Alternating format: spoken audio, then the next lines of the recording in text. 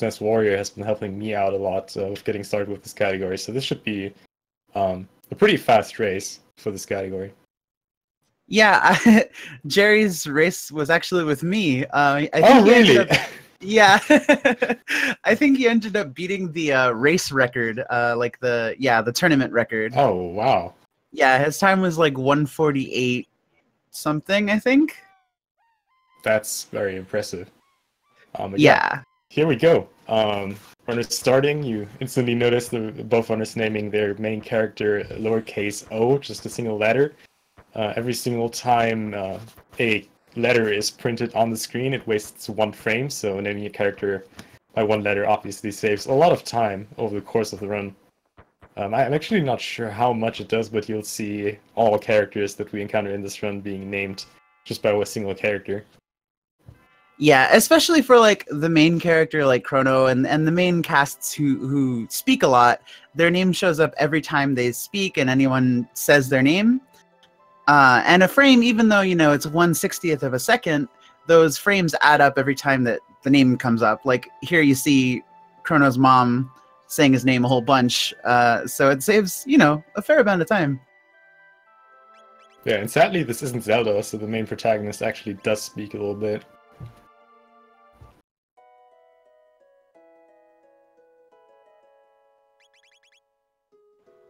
All right, so first we have some setup. Both racers set their battle speed to 1, their cursors to memory, so that when they're in a battle, their cursors will be set to the last thing that character did. Yeah, that is insanely important. There are a lot of setups that we're going to see where the runners actually set a certain tech a few battles in advance, just to have it ready in a certain fight where it's really important to mash a certain technique very fast to get the right setup for the boss fight to not mess up the RNG, which is really important in some fights. Yeah, and another thing that the memory cursor allows you to do is actually push X to initiate an attack rather than having to select the attack option from the menu in the battle. And this is really helpful because if you just hold X, then you can attack on the first possible frame rather than, you know, mashing and risking losing some frames. Yeah. I'm not sure if any of the... I think both runners actually changed their button layout. There's one specific trick, one specific boss skip that you cannot actually do with the default controls. I know some runners prefer to just change their button layout at that specific trick and change it back to default once it's over.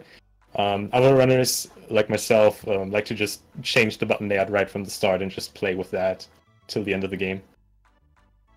Yeah, and then another really quick thing that you might have missed if you blinked, both of the runners went and talked to that shop guy at the south end of the fair.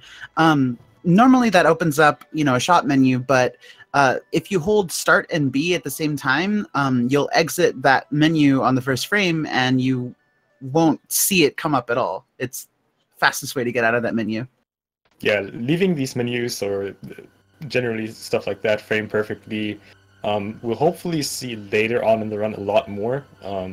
There are specific pause buffers, menu buffers that you do where you will open the menu a lot just to buffer a transition to skip bosses, and every time you do that you save yourself a few frames just opening and closing the menu frame perfectly. So that does add up over the course of the run.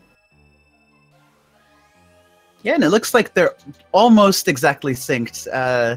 Keto seems to have a very slight... Oh, wait, no. SNESWarrior has a very slight lead, but it's really early in the game. Might be just from text meshing. Probably one of the few things that you cannot really see here. The text actually advances faster if you mash through it. Optimally, you mash about, I think, every 4 frames just to interrupt a certain text scroll. And like it's really not a relaxing game in terms of cutscenes compared to other games where you can just like frame perfectly close the text blocks. You actually have to mash through it, and it does save a significant amount of time over the entire run. Yeah, and I believe like the way the text closes, it's on like an 8-frame cycle. 8 frames. Don't quote me on that exactly.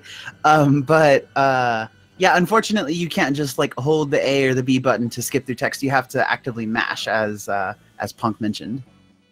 Even though, interesting enough, we are allowed for this tournament to use the textless ROM hack for races. If both runners agree of that, of course. So you could actually have an option where you just like actually sit through these cutscenes and can take a little bit of break, if you want that. But that's just optional.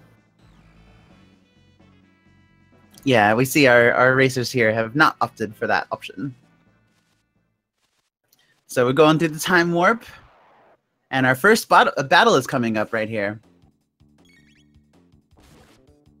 Seeing both runners opting for the RNG minute here. So this battle, it's pretty important for keeping the RNG. You'll notice they're both attacking the same blue imp as quickly as possible. They do that by inputting X, right, X as soon as possible. If you do it fast enough, you can actually avoid getting hit, and it looks like both of our runners managed to pull it off successfully. So great job to both of you. Yeah, you also notice that Keto here got the bird skip that SNESWarrior unfortunately missed here. You have to align yourself pretty precisely there at the edge of the bridge and then push up to get pushed around the corner, avoiding the battle trigger. So nice little time save here by Keto. I think you have to do that bird skip 4 times over the entire course of the run. So it won't be the last time that you see that.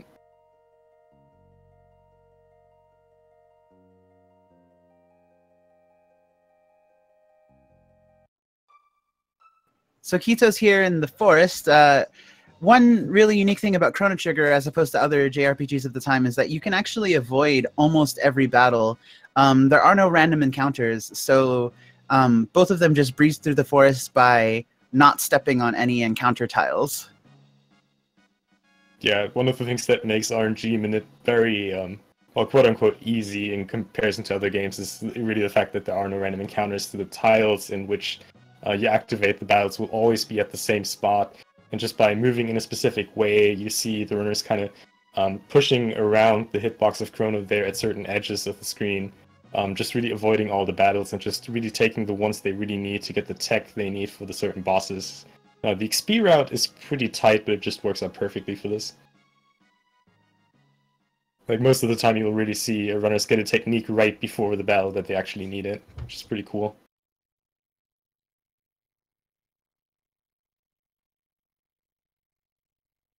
So here we see Chrono talking to the Queen, but in reality it's, well, E.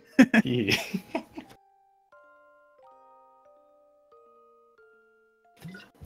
Well, E is about to face an unfortunate fate.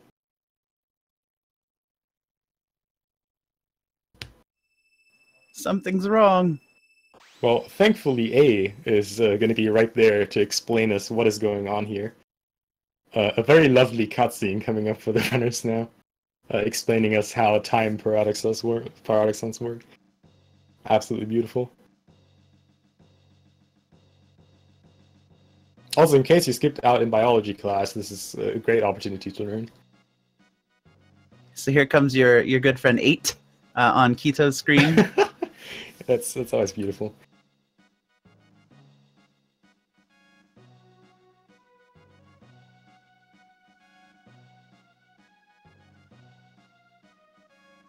What? She's Princess Nadia?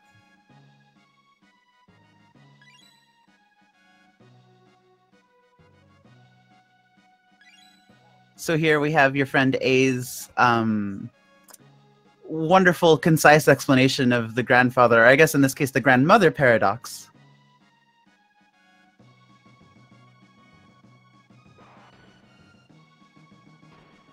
And Blue Piccolo over there, stealing Queen Lean. I've always been wondering, is Queen Lean the wife of the king or the daughter of the king in this time period? I would assume wife, but I'm not sure. Huh. Well, either way, when it's now heading out of Guardia Castle, we're going to have 2 more encounters here in the woods. Learning the important technique they need for the cathedral. And it looks like Keto got off RNG there. Usually you want to...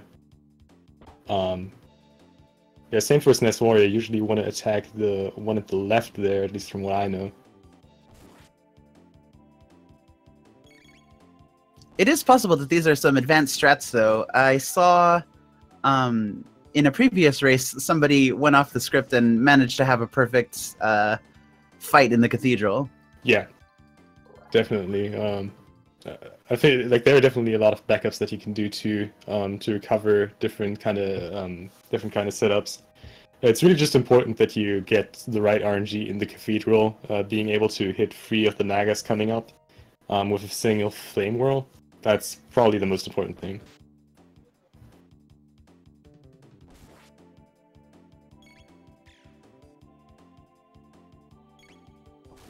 Yeah, so these are two of the... this game, even when you're playing casually, doesn't really require a whole lot of grinding, but this is, as Punk mentioned, grinding that we do so that we can learn the dual tech Fire Whirl, which, yeah, as he mentioned, is really important coming up, as you'll see. Grabbing a quick power tab there.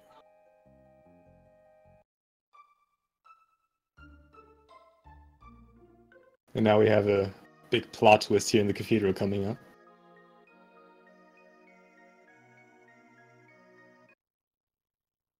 So yeah, if the RNG is right, hopefully these Nagas will align in the way that you can clear 3 of them in a row with 1 flame whirl, which we got here in this case, so that's pretty much optimal.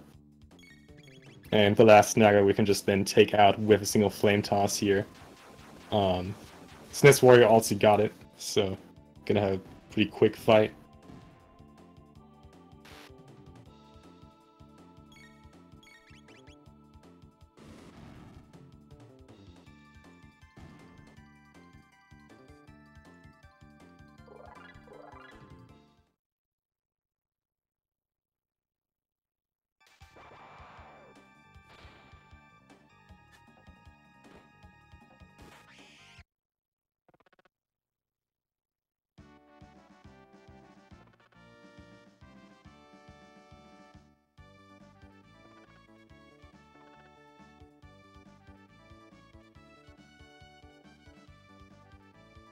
So here we meet our next party member.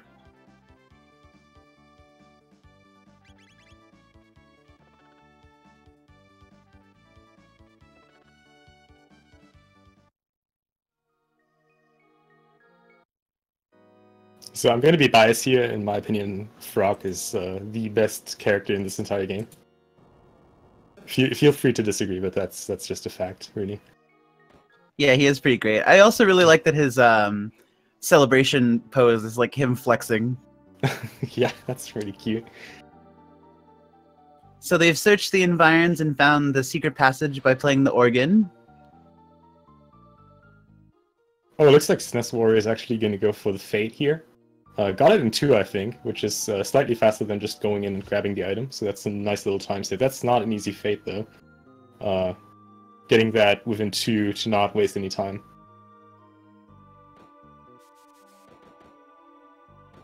Yeah, I think if you can get it in 3, it breaks even, but it's really only worth it if you can get it in 2. And actually, that's another really important glitch that we just saw, the fade out glitch. Do you want to try and explain that one, Punk? Yeah, sure. So basically, if you enter any kind of transition like that in menu, the transition cannot activate. So it will, like, as soon as you fade out of the menu again, the transition will try to activate again, and in that time you can activate the menu again. And that way you can constantly delay the loading zone actually activating just by pausing, which is pretty lenient. And that way we can do a ton of cool stuff like getting that item there to get out of the room quickly. But more importantly, which we'll see here in just a minute, we can get a trick called Save Anywhere, which is really, really broken. Yeah, definitely one of the most useful glitches in this run.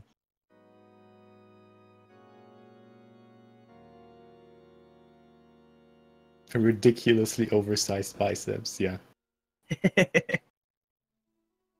So it looks like SNESWarrior had a slightly better RNG for this fight, but they're still very, very close.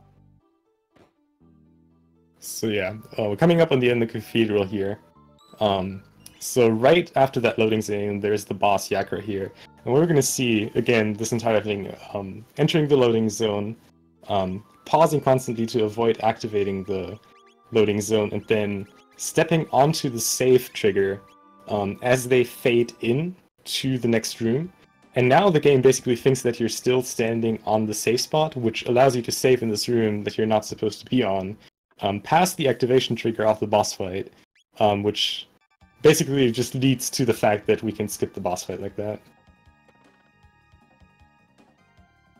And another thing that we just saw in the menu there, before the Save Anywhere glitch, is something called Unequipped glitch. I don't know, do you want to go over that? Yeah, sure. So by pressing up and R on the same frame, or down and L, but in this case it was up and R, you can actually, equip a null item. And in the US version, which is the version that our runners are playing, it gives you resistance. I want to say it's 75% resistance per equipment to every element except fire. Yeah. And it also boosts your magic attack, which is unique to the US version. And both of them managed to get the unequipped glitch without a hitch. Yeah, both also managing to get the Yakra skip first try, very nice. That unequipped glitch seems like a very minor thing, especially right now. But it will come in handy soon. This is a really, really important trick. We're going to see that at multiple boss fights where that trick is just insanely important, where if you wouldn't have that null armor, you would take like a couple hundred damage, but just with all that magic resistance, it's really, really minimal, allowing us to get a lot more attacks in on the players, and then just focusing on actually dealing damage. And you may have noticed that both of our runners were sort of running into Yakra. That actually forces him to transform more quickly. We'll see that, I think, one more time at least, to speed up cutscenes like that. I actually didn't know that. That's really good to know. I was always wondering why people would do that. Yeah, it makes them spin around a little bit faster.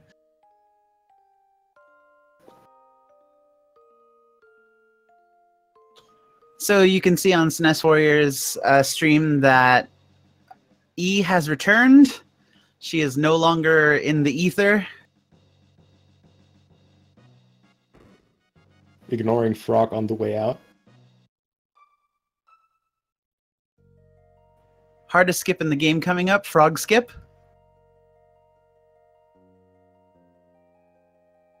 Looks like SNESWarrior got it.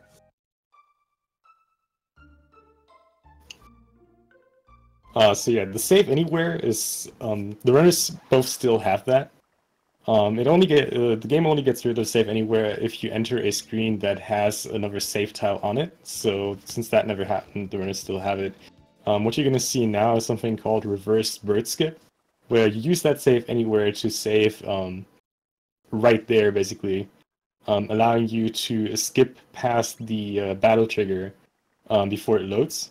And that way you can just skip another fight. And SNESWarrior not even going setupless for the bridge. That's pretty nice. Wow, yeah, that was really impressive.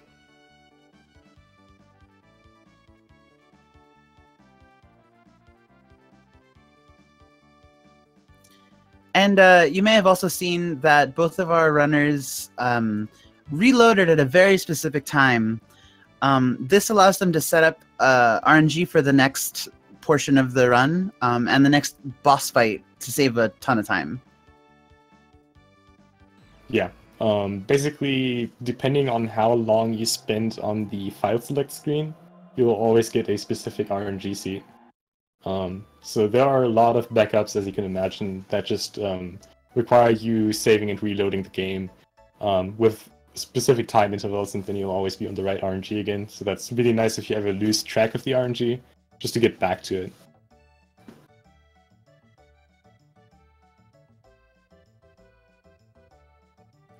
So now our party is back in present time, and E wants O to take her home and stay for dinner. We'll see if that actually ends up happening. Eight's mildly concerned about the security of E. I mean, she is a princess after all. Well, yeah, but I mean, there is someone's security who's at risk here, but it's definitely not E's, as we're gonna see here in just a second.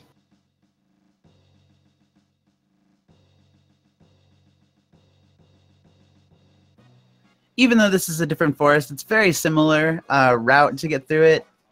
Just not touching any enemies or stepping on any unwanted tiles. Yeah, it's really thankful how like intuitive it is to avoid these battle triggers here. And anytime you just really kind of want to push yourself around the edges of these trees there, then you're always good to go. Now we're at the trial.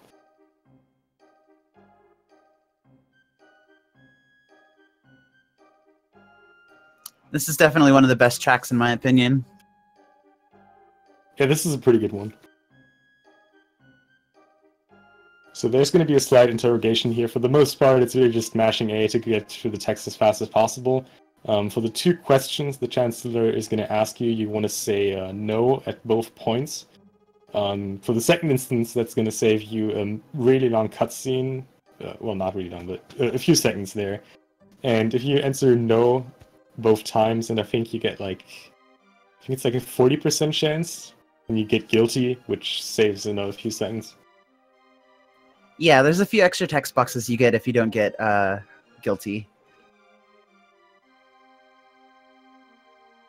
You know, I've always thought that the judge kind of looks like a pickle with a mustache. I've never thought about it that way, but I can definitely see that, yeah.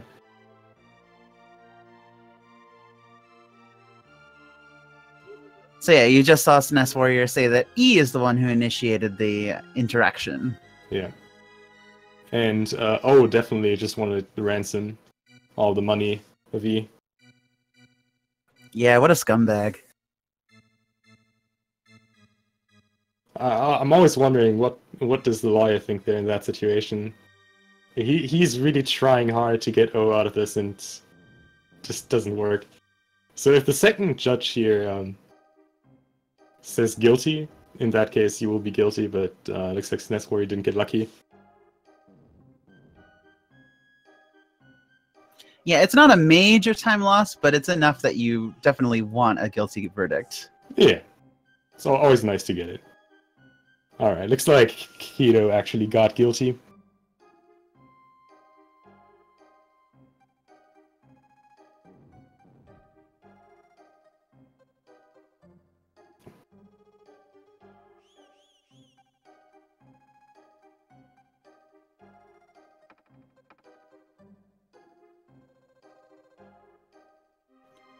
So yeah, it is mildly unfortunate that SNESWarrior didn't get a guilty verdict, but you'll at least be able to see the difference in how it plays out.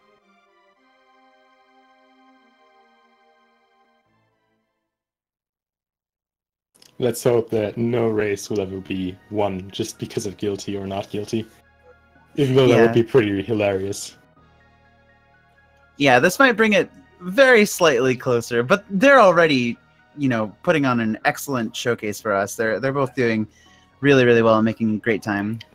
Yeah, certainly better than I could do. So in a few seconds, we're actually going to see if they are on the right RNG. For this very first fight here in the prison, you just want to mash a Cyclone on the first guard, and if you get 60 damage out, you know that you're on the right RNG. But thankfully, there's a save point right at the prison cell. So just taking the reload would still be the next fastest option if you're off RNG.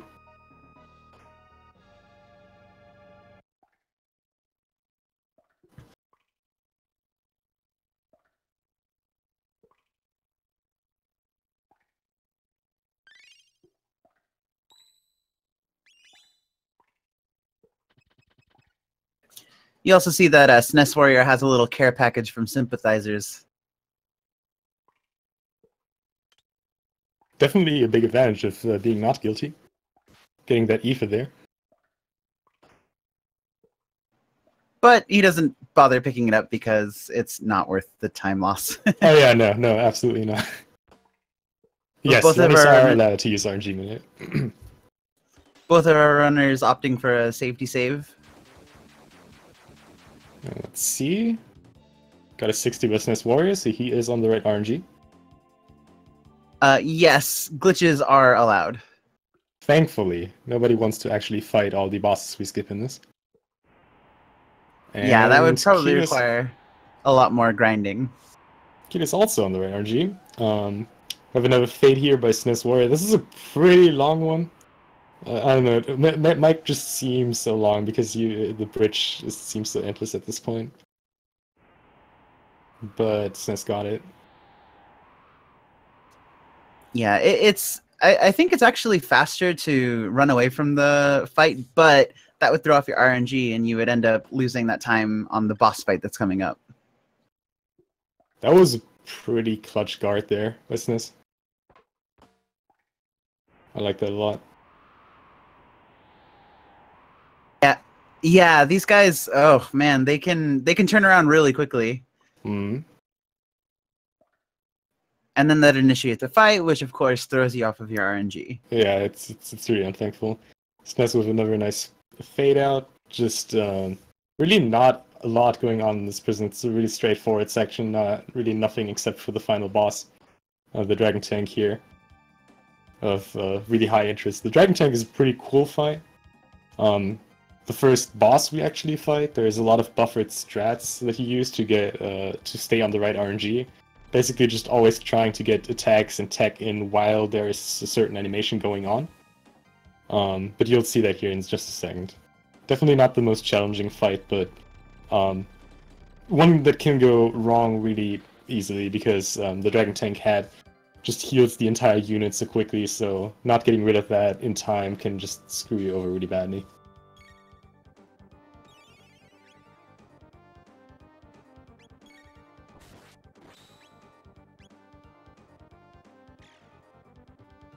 Crush the Rebels, Dragon Tank. Unfortunately for Dragon Tank, it is the one who is going to be crushed. I mean, let's hope so.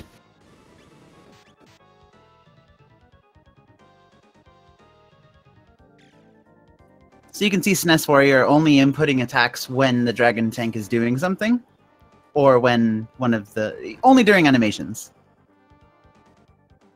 Yeah, that way the attacks will always go off at the same timing, not throwing off anything of the script. And this is really neat too. You'll see pretty soon. SNESWarrior is going to input a Cyclone with O right here, and he opened up the menu with Luca. That sort of allows. It actually skips an attack from the Dragon Tank.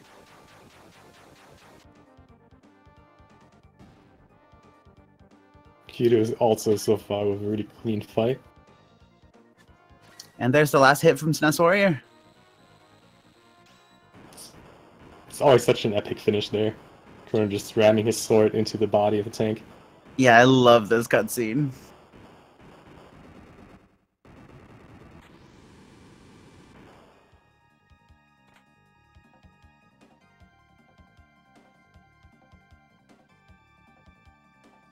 And Kiito also done with the Dragon Tank. Good job by both players here.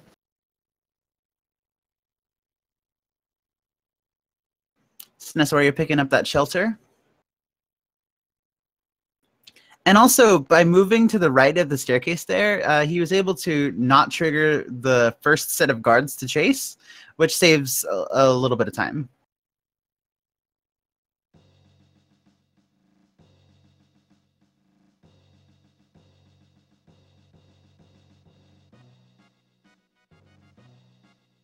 Kiito following up. Still neck and neck right now.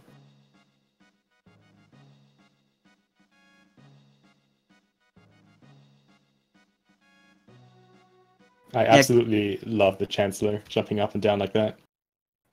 Yeah, the Chancellor's got some hops. Also one of the best wood phases of the entire game, once they hit the time portal. Oh, yeah.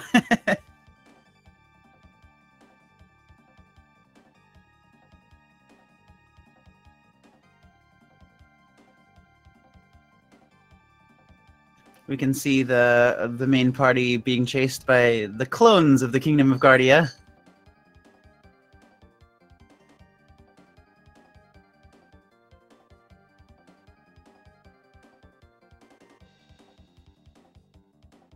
I wonder if we'll ever find out what that little mustache box in the top right corner is going to do. Unfortunately, not in this, but maybe they'll show us after the race. It's just there. It's wishing them good luck. Yeah.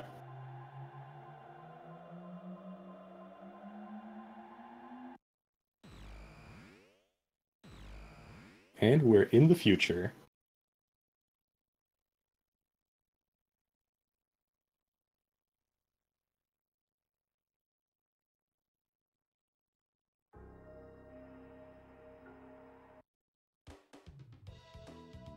Now here on lap 16, there's pretty nice tech. You'll see SNESWarrior here opening up the chest, getting the item, and then running into the rat. Overlapping these two text boxes here, which allows to just run through the battle trigger without activating it like that. Saving a really nice amount of time, and you really don't need the extra money here, so it doesn't matter if you get some money stolen by the rats.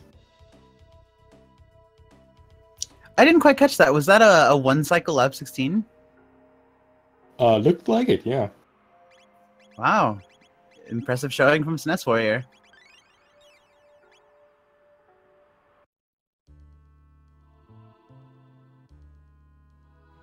Now I get to see Kito's lap 16 while SNESWarrior enters Eris Dome.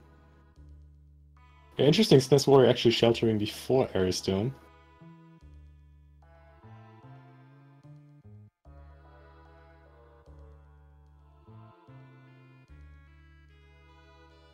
A little bit of a safety there.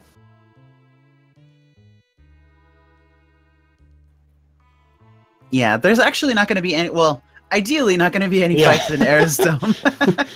We'll see if the beetles and rats play nice, but... Things can go wrong here. You play too greedy and you're off-cycle in some rooms. So this is actually the one boss skip here that you cannot do on default controls, because if you would do it on default controls, the pause button would actually start an encounter, which would make you unable to skip this boss fight here.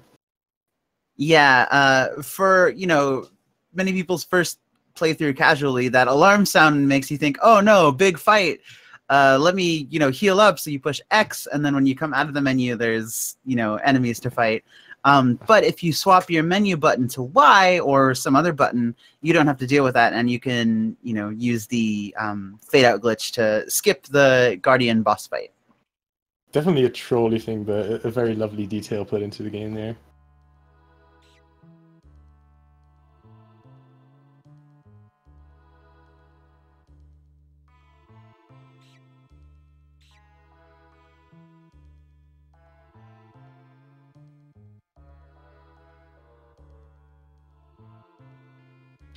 Another thing to note, the game doesn't actually update its text boxes with what your control map is. So, if they had changed their dash button to say L or R or something, it would still say dash with B and catch with A. Ah, that's interesting. SNESWarrior with some really clean rooms here. I got so nervous with that beetle. They're getting all the fast cycles here. So here on SNESWarrior, we're going to be seeing another use of the fade out glitch to skip a whole half of this really long cutscene. I'm honestly a little sad about that, because I really love that cutscene, but it's just such a nice time save. Yeah, but at least we get to see E and A stuck in the computer like that. That is a thing of beauty. I agree. Keto not going for the fastest cycle here. Definitely not a bad choice. That encounter can really screw you over for a minimal time save.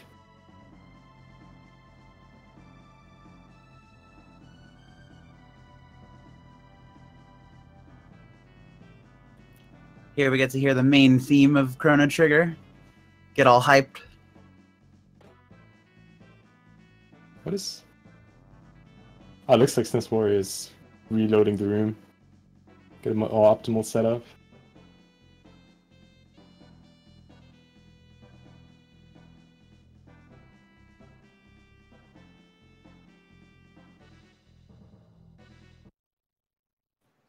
Definitely wanted that one cycle to get through those beetles and these rats. Wow, mid-cycle. Can't blame him.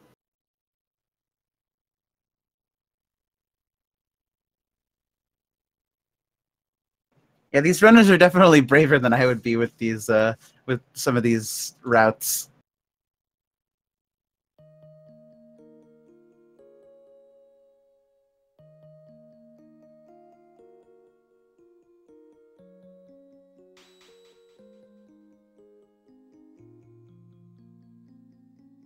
Alright, Keto here playing it nice and safe, getting through the room without any problems. Waiting a little bit out on the rats there. Not a bad choice. And SNESWarrior probably onto one of the best sections of this entire game. If not the best section. The bike race. About to meet the man. I had no clue what was going on when I did my blind playthrough of this. This entire the man thing got me so confused. Not much to know besides that Johnny is the man. Right?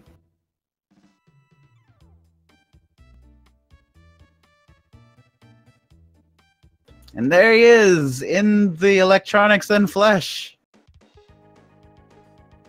This theme though is this is such a great game. It's the coolest. So we're gonna start the Johnny race. SNESWarrior going for the optimal strat here. Trying to let Johnny bump into your back. Yeah, many a run have lost time to Johnny. He's just the man. There's nothing else to be said. He can get the best of us.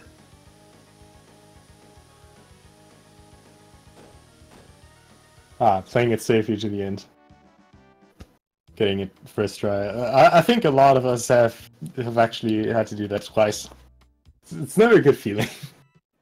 Yeah, definitely not.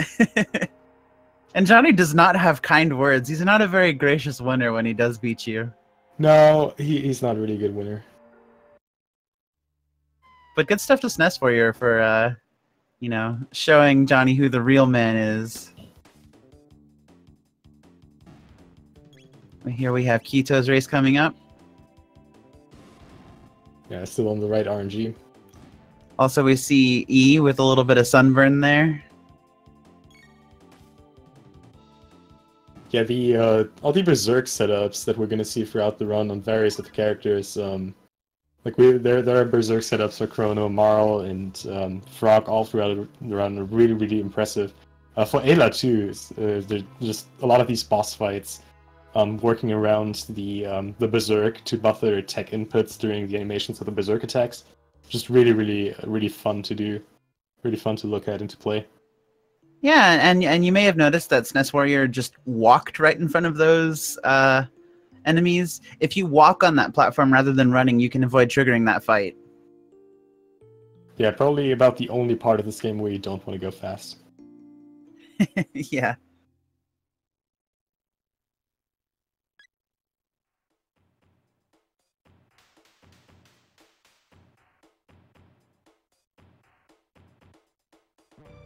It's important to note here, since Chrono is already named O, we cannot name Robo O. I think there are some different ways people name him. I think some people name him 9. This is probably the most common thing.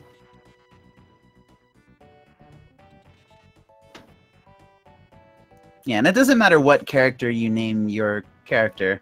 Yeah. any single character will still that's a amount of frames. It's definitely not a single character, though. That's some nice frame loss over the course of the run, but that it still shouldn't matter. But yes, naming him Bobo for good luck.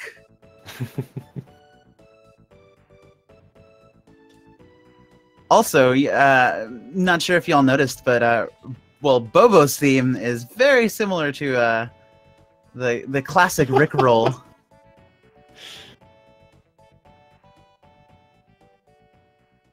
Bobo is just an amazing name.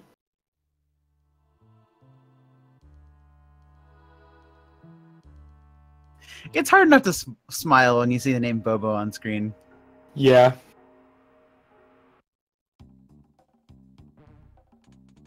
So walking by those bots again. Nice. And heading up to the factory.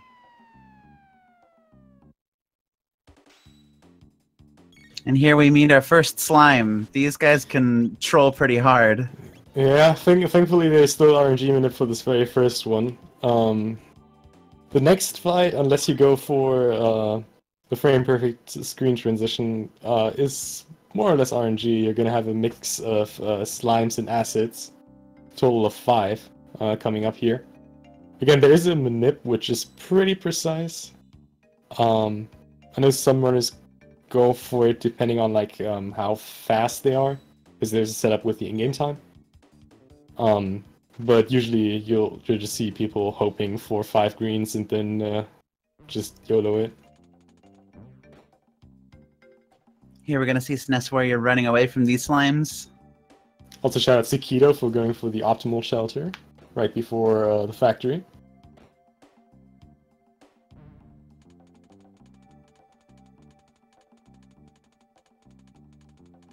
And we see SNESWarrior taking a very specific path through the factory so as to not trigger any unwanted fights. Well, that's a beautiful mix. 3 slimes, 2 acids. So you really do prefer the slimes because you can they're just way easier to kill. I don't know, do you want to say on like what to look out for this fight? Because it's like, really annoying.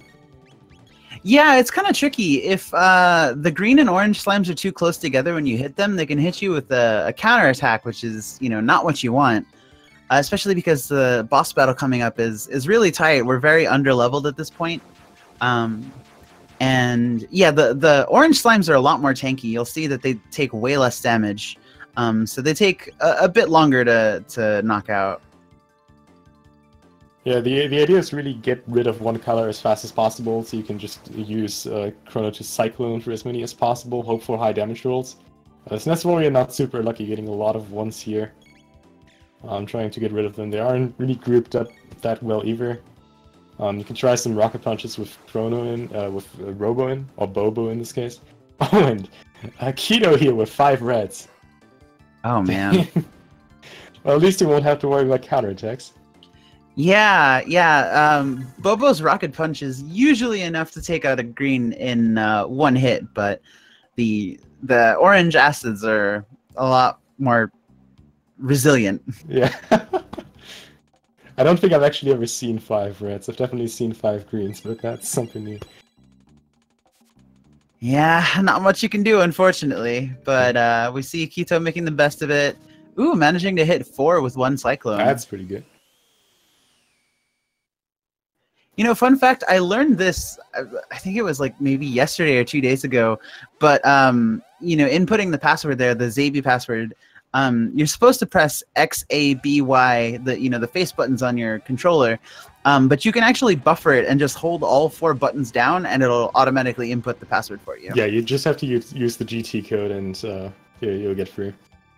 So it's a really nice trick not having to worry about the actual button combo there. Alright. One thing you do want to watch out for here in the slime acid fight is that Chrono has 8 MP at the end of it. So you either want to just never use cyclones that you get below 8 MP, or you want to use a mid-ether with Luca here. Because this fight, the R9 series, will just utilize 4 cyclones by Chrono, and that is exactly 8 MP.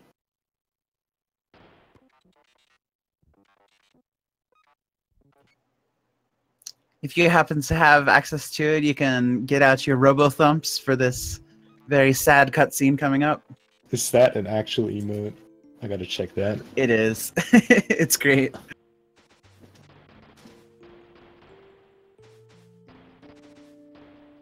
And this cutscene is just heartbreaking. Or not. Some people really like seeing poor Bobo getting wailed on.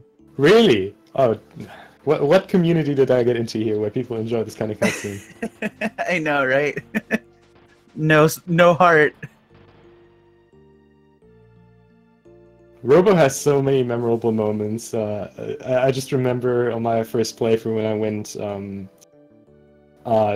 to the spot where you learn magic, and it was just Robo cannot learn magic. That was one of the saddest moments ever in that game. Everyone's so excited, like, hey, we can learn magic, and then Robo is like, Robo cannot learn magic. It's a bad day for Robo. But he can put on some really awesome laser raves. That is correct.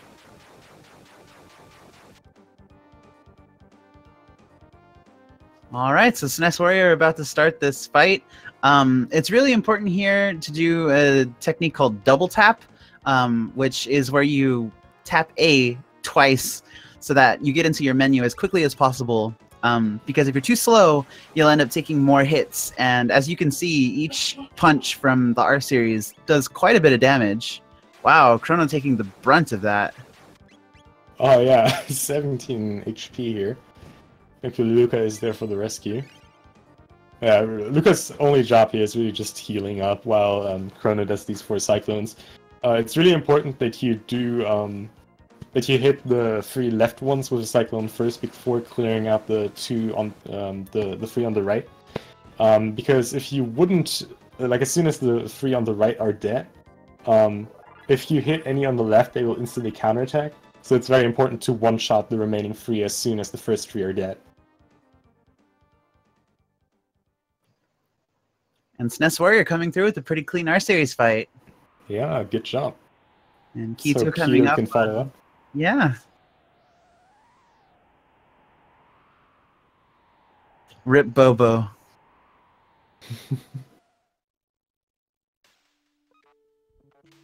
Did Keito also name him Bobo? I didn't quite catch that. I didn't catch it either, but we'll be able to check in on that. Unless someone in the chat can let us know. Do we have a double Bobo situation? Nice double tap by Keito as well here. The optimal first cyclone.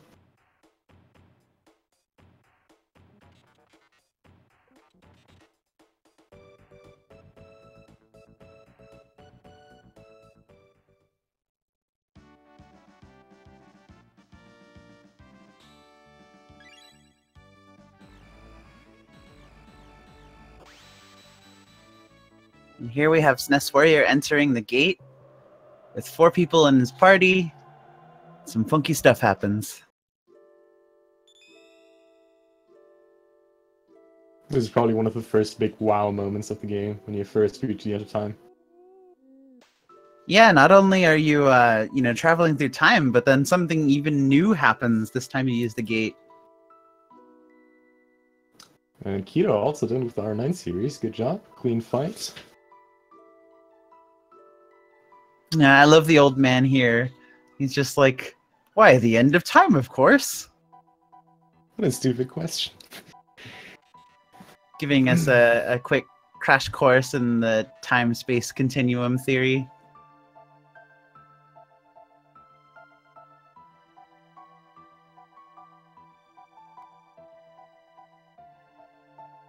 Going to be coming up on Magic very soon.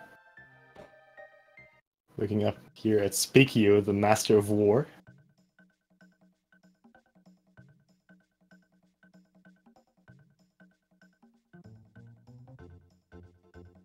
Probably one of the weirdest minigames ever to acquire something as epic like Magic. Yeah, unfortunately it's kind of easy to not get it right and have to start from the beginning if you're playing casually. I know that happens to me a lot, or it happened to me a lot, where I could have sworn that I followed directions perfectly. Specchio will say, no, start from the beginning. Yeah, that one tile in the door that you need to hit is definitely it can be pretty tricky. Definitely a lot of casuals I've seen there struggle there, including myself. And SNESWarrior going for the faster but slightly riskier strat of only touching the trigger tiles that you need to make this happen, rather than playing it safe and just grinding up against the walls a little bit faster. Also remembering to press no when Spiky asks you if you actually want to test your magic. Definitely one of the spots in the game where you just don't want to mash through your text.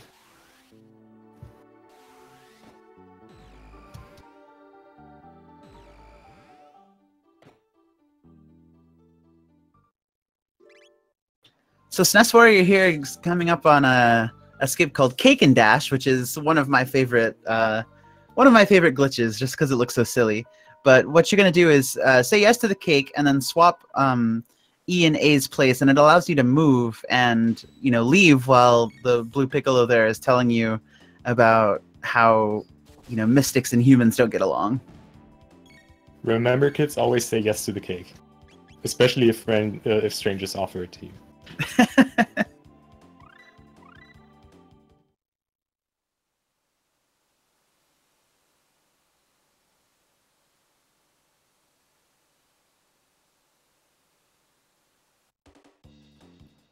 So we have SNESWarrior here in, I believe it's called Hecarim Cave, but we're going to be seeing another boss skip pretty soon. Yeah, and that boss skip is definitely a little bit more tricky than the boss skips we've seen so far. But we're going to get to that. Here in the Hecarim Cave, mostly you just want to skip encounters in several ways. Most of them you're just going to run away from. We're going to have an encounter on the next screen. We're just going to use a fade out to skip it. But the actual boss fight here, Hecarim, which we're going to skip, is a little bit more tricky. Pretty precise save that has to be done with save anywhere. There are a few different setups, so we're going to see which ones the runners are going to take here. We also saw SNESWarrior making use of the menu trick to run away from these fights. If you enter the menu and run away, you can avoid getting hit, which, saves time. Also a very clean bat skip. And Kiyo hitting the cake dash. Alright, SNESWarrior setting up for the save anywhere. That was an interesting setup for Hecarim skip. I'm not sure if I know that one. Running diagonally there.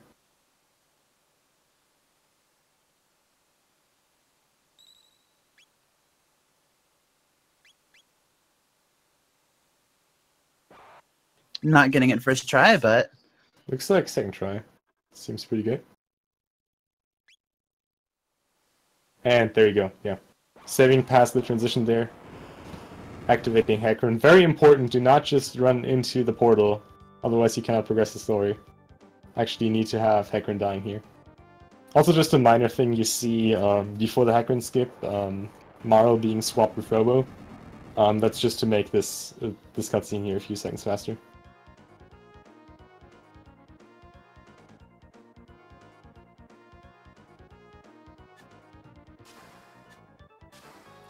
So we're hearing about Magus, and he's our end goal for this run. So the wheels are set in motion to fight Magus to prevent the end of the world. Just a disclaimer: we're not talking about Magus in chat. That guy's also an end boss, but that's a completely different story. Yeah. Shoutouts to Magus. All right, on SNESWarrior stream, we're now coming up on probably the most complicated save anywhere, which requires the end of time here. I'm not entirely sure on the details of how this works. Like, I could probably guide you through the setup, but you basically want to conserve this this text box here, activate the right loading zone to the right time zone, and then confirm this text box here on a very specific spot. Oh, and he's even... okay. So there's a consistent strat for this where you basically wait for certain characters to pop up, and then press pause and confirm on like roughly the same frame. You can also YOLO it like there, but there's a chance that you won't get it. SNESWarrior will have to go for a backup save of time anywhere, end of time save anywhere, and also not getting bird skip. So if Keto now gets end of time save anywhere, he can definitely catch up. Yeah, SNESWarrior is going to have to detour into the cathedral to get the save anywhere glitch. Yeah, it's really important that you have save anywhere here for the next boss skip. The Zombor boss skip, you don't want to fight Zombor. Zombor, who's that? I don't know. I heard it's a boss in this game, but it's probably a DLC. $4.99 or something.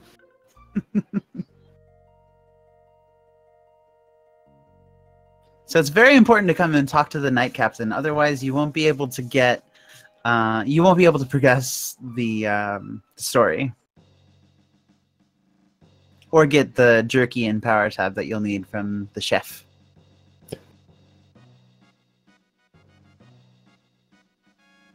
All right, let's see how Keto does on his save anywhere.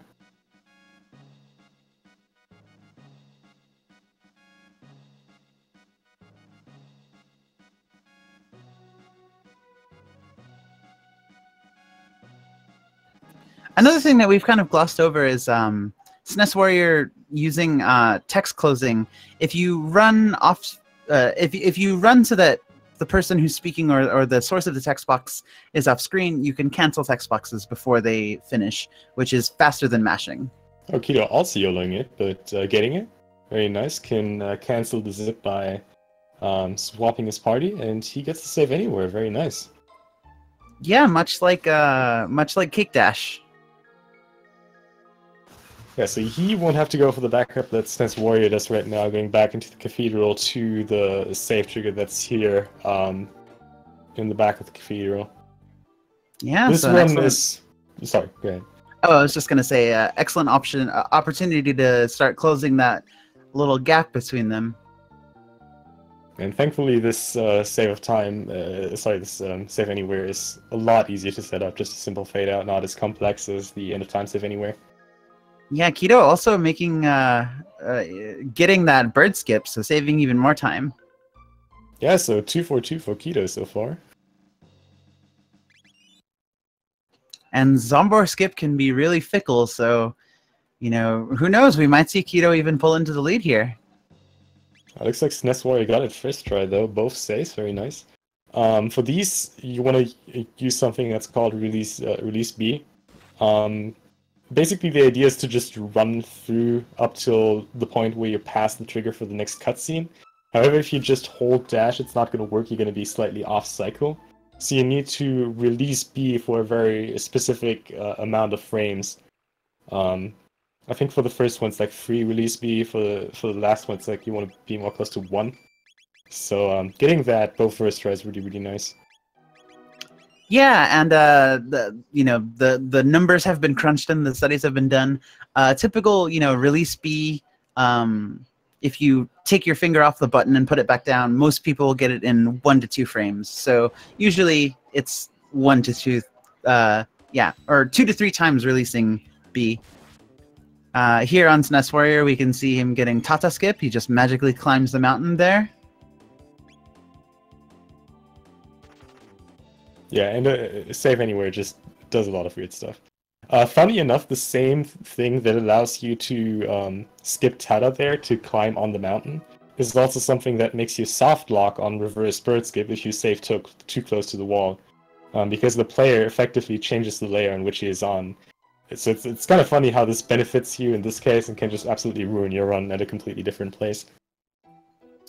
Yeah, and another thing I wanted to mention is, similar to when earlier on before the trial we saw our runners setting up a particular RNG, this one requires them to mash, and even mashing, you can get 2 different RNG seeds, and you can tell which one you're on based on that fight with the ogres, and how much damage Chrono deals. So there we saw the 193, which requires you to hit the other one with Luca before running away using the menu trick. So we'll see which one Keto gets in just a minute, but SNESWarrior is really blowing through Denadora Mountain here, coming up on our next major boss fight. Yeah, Keto with a second try, Zombor skip, definitely catching up though.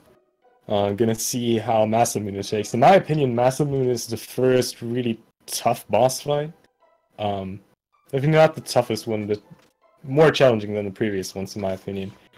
There's a lot of things that can go wrong, and if that fight escalates, it can be really, really bad. Yeah, you definitely have to be like absolutely on the right RNG. Unlike with our series, you're not really on RNG, so you can kind of wing it. But here, because of how underleveled we are, we really have to be on script.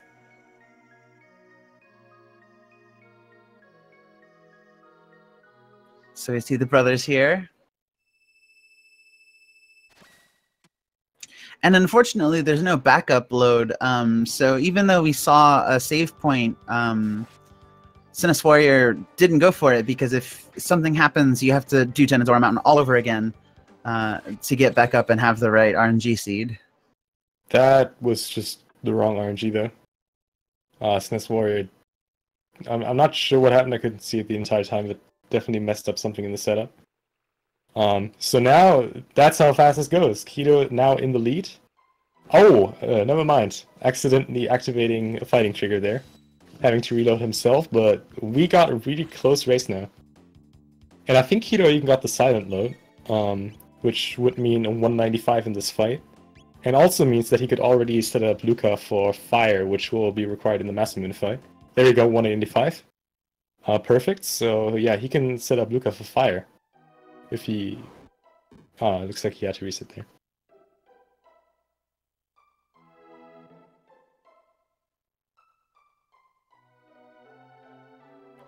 Yeah, you actually want to get hit by that hammer in the 195 seed, and it can be kind of tricky to get hit by the hammer but not have Chrono hit because he has Berserk equipped.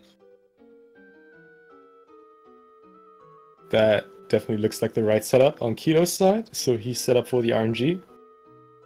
We'll just have to traverse through the mountains here without triggering any more fights, and he'll be set up for the Master Moon fight.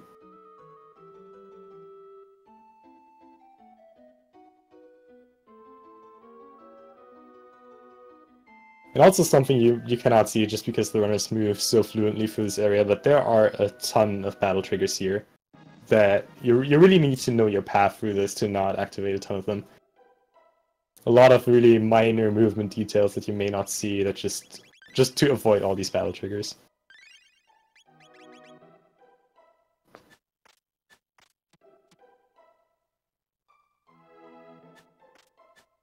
So we see SNESWarrior coming up on the Masamune fight again.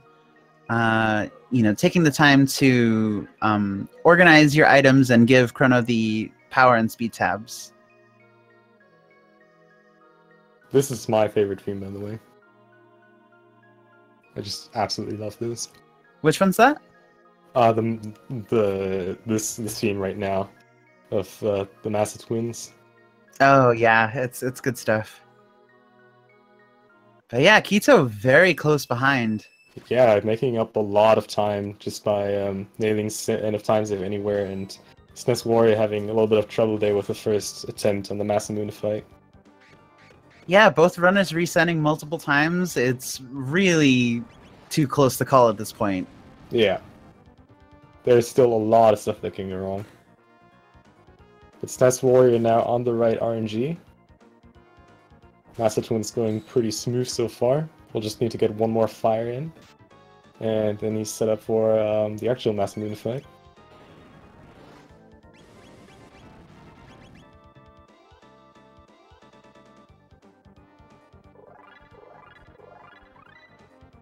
Let's see how Master Twins go for Keto here.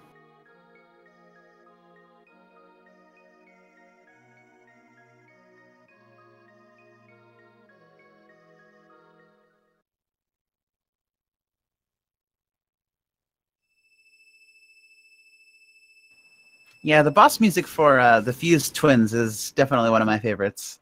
This game just has excellent music all the way around, though. Absolutely. Oh, Robo's crit just looks so powerful. Yeah. And here you can, on SNESWarrior's stream, you can really see how like Berserk can really help you to set things up, trying to get all these techs in while Chrono is doing something. Just buffering it and making sure to always do the same thing effectively.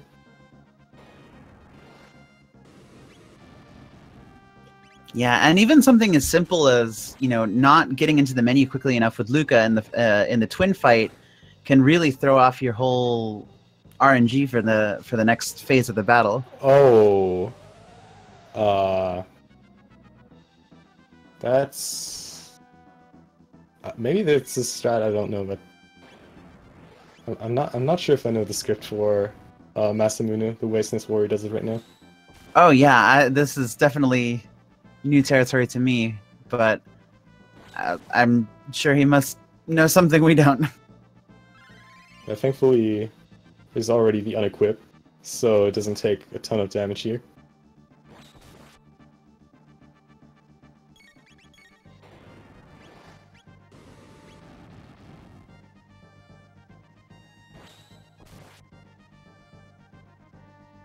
That's an interesting setup. And you can really see the difference that the unequipped glitch does, or makes. Chrono taking almost 50 damage per slash, whereas Luca taking less than 10. Oh, it's just not... Yeah, like just at that attack specifically compared to the damage Chrono and Luca took there. Looks like, yeah, Kiito is on... Yeah, Kiito is definitely still on the script that I'm familiar with. Pretty sure that's the optimal fight by Kiito right there.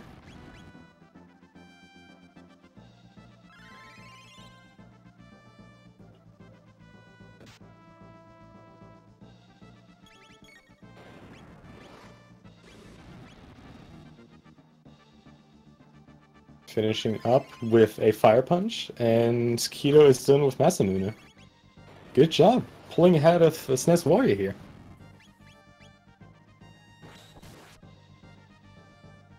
Really, really clean fight, sticking it through all the way till the end. Hey. Yeah. Just like we've been mentioning, Chrono Trigger is a pretty wild game to watch race.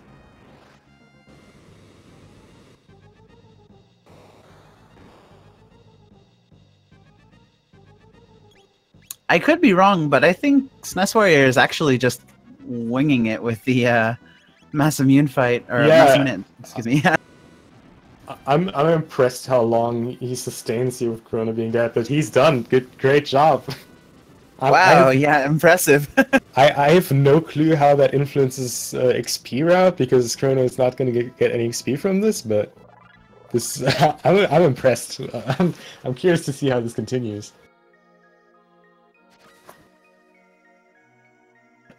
Yeah, if I'm not mistaken, Chrono doesn't really do most of the damage dealing from this point on, so I don't think it really matters. Yeah, no, that's pretty cool. Yeah, Kiito now ahead. That's how fast it goes. Gonna have probably the most annoying menu in the entire run. So here we're gonna see Kiito going to the shop in Pore. He's making sure to sell those items so that he can unequip Chrono here. Using the opposite direction, as I mentioned earlier, down and L on the same frame rather than up and R. Selling all of his items so that he can unequip Robo and possibly buy some backup items. We'll see if he goes for that. I think he already did. Oh, okay. On the second shop menu, getting some mid-tonics, some revives, some shelters.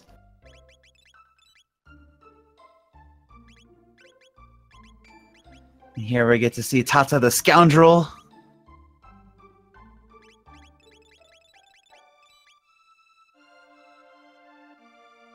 Do we get to see Anu tonight? Well, not yet, but the hopes are still high.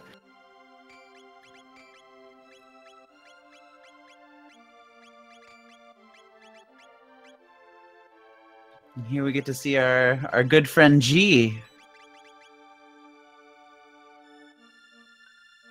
Getting the magic scarf for Chrono before that, and now finding the second half of the Masamune. Yeah, and unfortunately, SNESWarrior having some trouble getting the unequipped glitch. It's really tricky, single frame input. Yeah. Alright, 2 more options for Anu. But apparently, we stay disappointed. For now, well, there's still more opportunities. Yeah, the hopes are high. But for now, Kiito and soon SNESWarrior as well will be going back on the quest to repair the Masamune. For that, we need to see our good friend Melchior, who will tell us what material we need to repair the Masamune. Followed up by a short trip back to 65 billion BC. Where we're going to meet the next character. In my opinion, she's one of the best characters. Ayla is absolutely great. Plus, Ayla is an amazing metronome for backup loads. Oh, and there's the new. Perfect. No!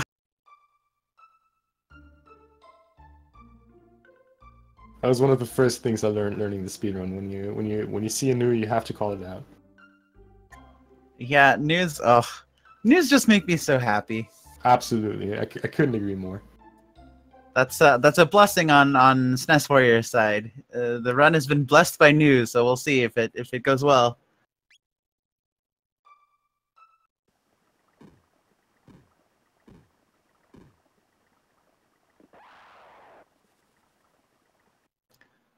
To answer Angry Mike's question, I would say yes. This is a great introduction. It's a lot shorter than the full run, and it's also most of the runs, most of the other routes and categories are the same up to this point. So if you're interested in running the game, definitely recommend giving this category a shot. And you can find more info about that on chrono.wiki.com. It's yes. a great name.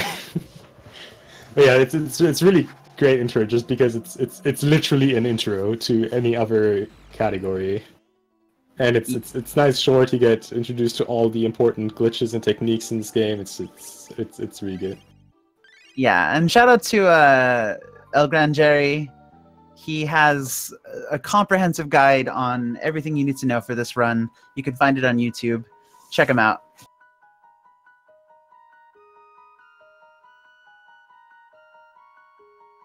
So Kito here. Oh, yeah, go for it. On the Reptide fight here, there's a pretty specific setup with these text boxes just before the fight, where you basically want to align a certain Reptide with the edge of the screen to line them up. Looks like he got the right RNG. He also looks like he healed before this trip. So usually if you're not healed, Luca is on pretty low HP. And if something goes wrong during the second fight and you're a little bit too slow on the slash inputs of Chrono here, there's a chance of Luca dying, which doesn't matter too much, but it's just nice to have this heal before that.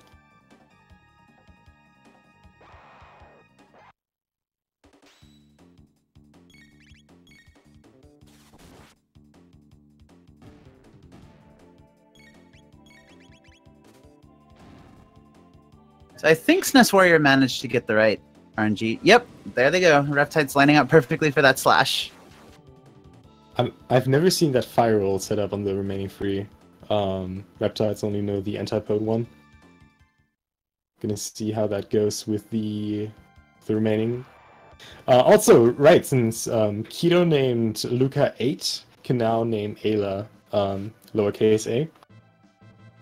Oh, interesting setup.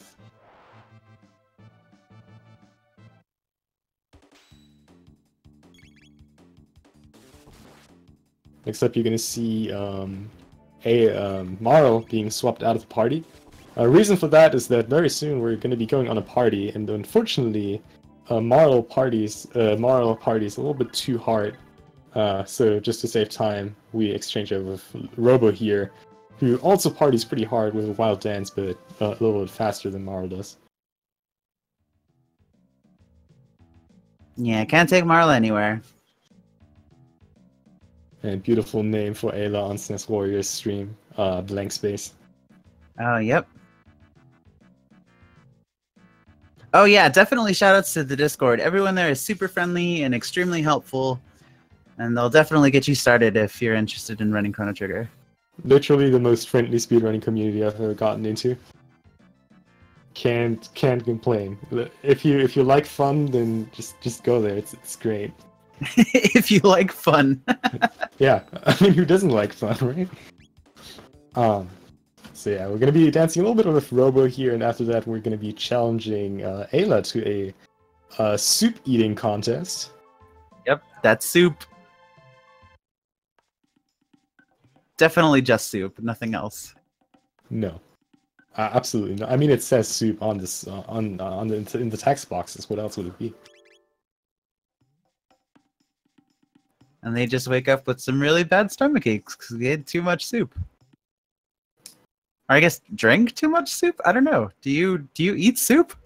I You know, that's. I feel like that's such a philosophical question that might just get beyond this stream's purpose, but we definitely should look further into that. Right. Back on track, we see Kito eating, entering the soup contest for the shiny red rock, which is what they came here for.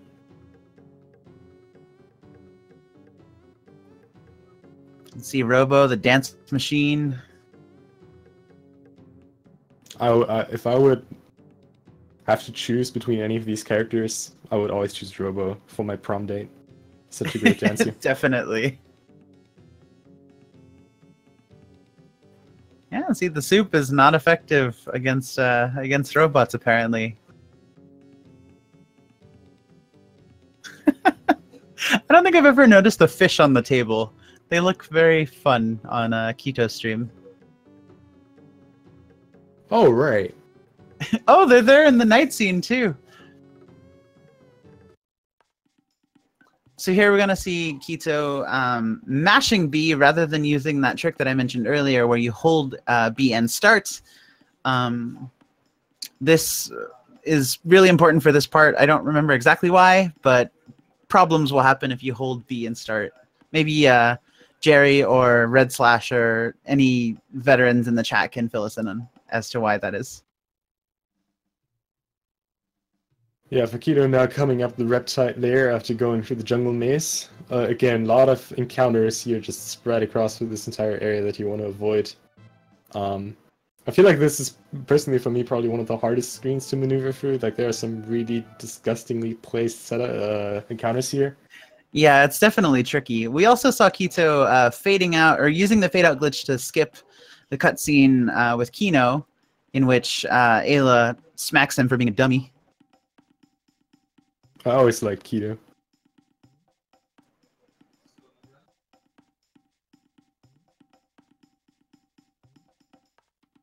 And SNESWarrior successfully fading out, or using the fade out glitch as well. Keto now going to see if he's on the right RNG. If he gets hit for 34, which he does, he is on the right RNG, so won't need any backup low. We'll have one more encounter here, I think. And then coming up on this bill. Yeah. This bill is quote-unquote a boss you cannot die to. Yeah, thanks to the unequipped glitch, it's really hard to lose that fight. Also, shoutouts to Caleb Hart. Oh yeah. Who was that on commentary that said that the other day? That was pretty great. Yeah, so here, Keto, who healed Luca, if you don't heal Luca and you're too slow inputting that lightning, Luca will die in this Megasaur fight. So I don't think he was too slow, but even if he was, he made sure to heal. So using another menu trick there to escape this fight here. Now Keto just equipping the magic scarf, unequipping, de-equipping Luca's, Ayla here partially, and then just going into the fight. There are two deviations of the script you can do here, based on how fast you input your first slash. But really, even if you deviate very hard from the script, it's almost impossible to die here. Just always get your lightning in, and while he's paralyzed, just mash, slash, and fire, and Ayla will do the rest with her Berserker. It's really not a hard fight. Yeah, also credit where credit is due. It seems that Jackifer is the one who started the Caleb Hart meme. Oh, yeah, right. Yeah, now I remember it. Yeah, that was actually during my race, I think, unless he mentioned it earlier. Yeah. Exactly, that race, now I remember it all. We need to keep that going. That's too good of a meme. Yeah, I think Keto got the fast setup here. No Earthquake here. Yeah, so yeah, he can really just go wild on these fires and slashes. The auto attacks by Ada. It will be a very quick fight.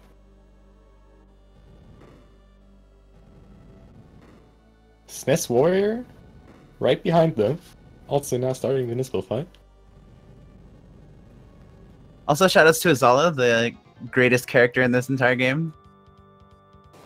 Lizard Queen. Certainly a relatable character. Looks like SNESWarrior was actually a little bit late on the slash, so we'll have to go for the Earthquake setup. Only insignificantly slower really, but just a minor thing.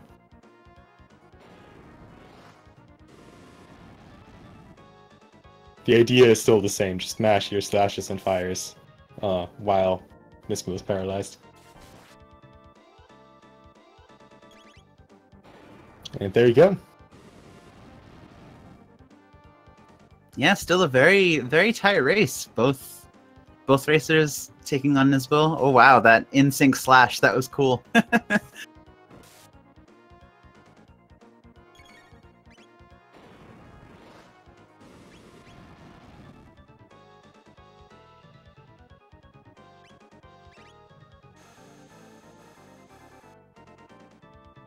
And we're actually getting pretty close to the end of this category already. Now that we got our stone back, we're gonna go back to Melchior, repairing the Masamune, and then we're already on to Magus Castle, where, surprisingly enough, we will fight Magus. You don't say. Really subtle movement thing there by Kito. If you run diagonally, you can avoid another text box and save some time there. Leaving Ayla's hut, that is. Yeah, it's really nice just seeing all these minor optimizations here and there. Just adds up so much.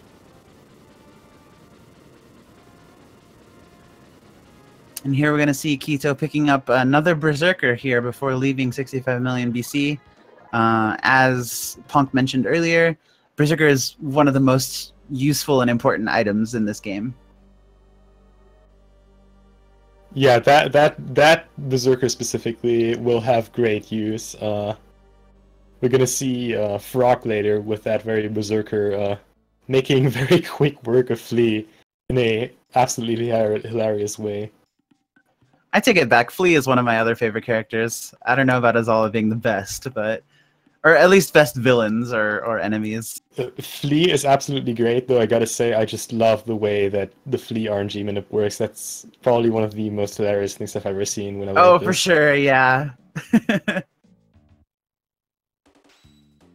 So we're gonna see a fade-out glitch to the basement here from Kito. Ooh, just missing it. First try, at least. Getting it second try, though. Here another instance where you just run into a character to progress the cutscene a little bit more. Running into Melchior here at very specific points, just to speed up the Masamune repair a little bit.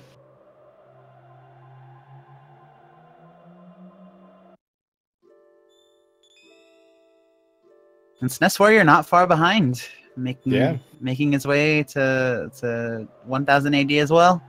Yeah, making like if the runners make a major mistake here at one of the upcoming bosses, this could be insanely tight here.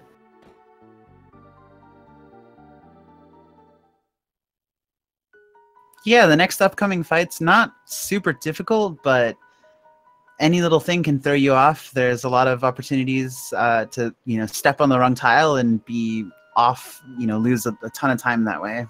In Magus's castle, that is. Yeah.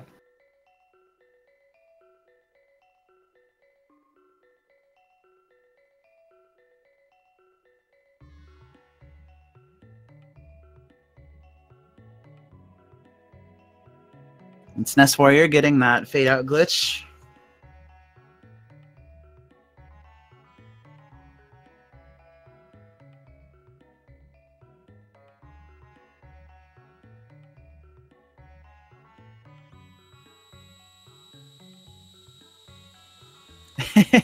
Yeah, it was me, Jerry, Magus, and Seductive Spatula, I believe, was the four-way race where the Caleb Hartmead started. Kito with a very clean bird skip. I believe that's the last one of this run.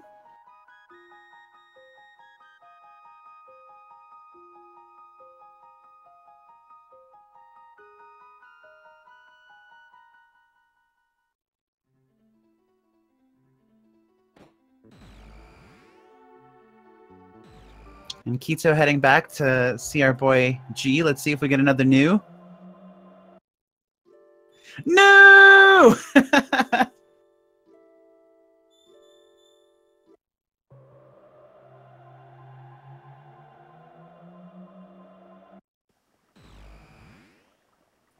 Always great to see new.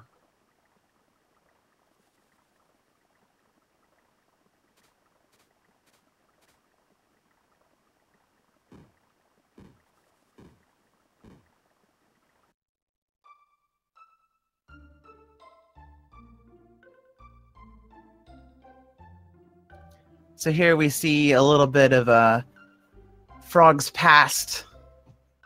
We get to see the legendary Cyrus.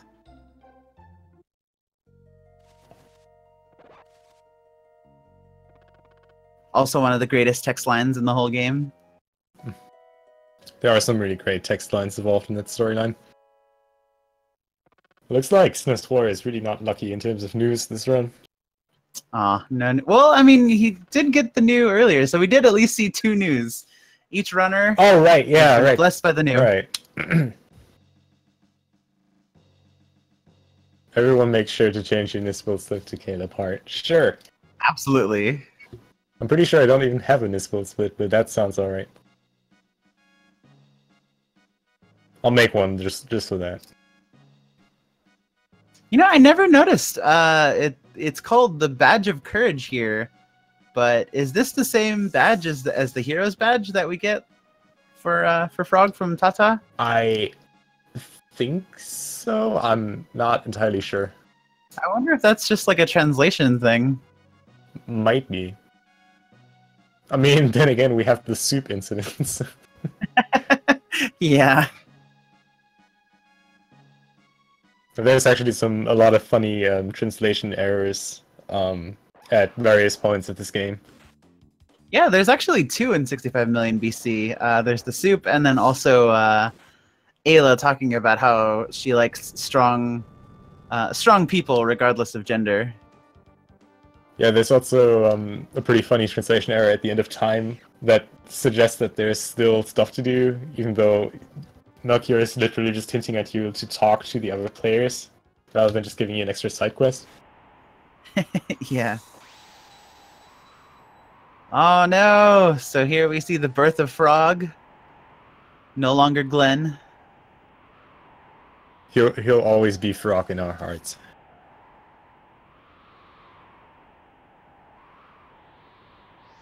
Also, the first appearance on screen of Magus, if I'm not mistaken.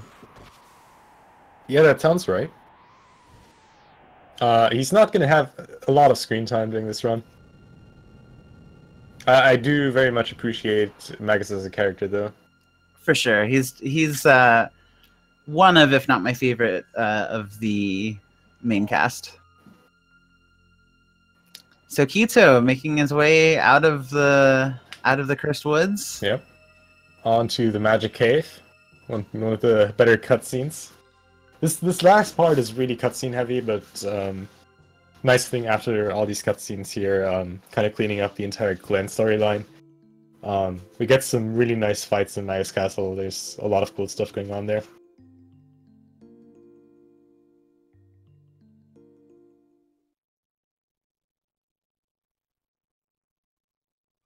Oh, it's so sweet to see Luca and Robo just hanging out there. Really showing off their bond. Oh, here it is. One of my favorite lines in the game.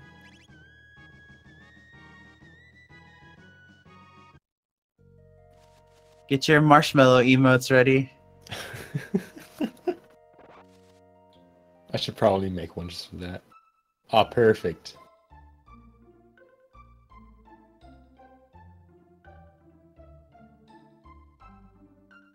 Cyrus looking like a Super Saiyan on the bridge. Shout out to Akira Toriyama.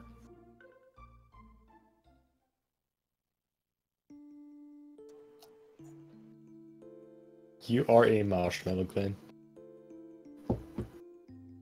SNESWarrior here catching up, making it to the Magic Cave.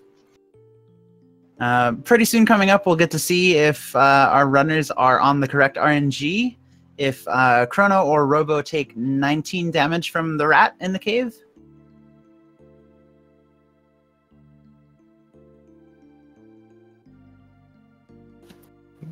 Grand Jerry is the hero we need, not the hero we deserve. Shoutouts to Grand Jerry for all of the wonderful things he does for this community. Oh, absolutely. There you have it, the hero medal. And now one of the best moments of any Chrono Trigger playthrough. Frog taking back the Masamune and slaying the mountain in half.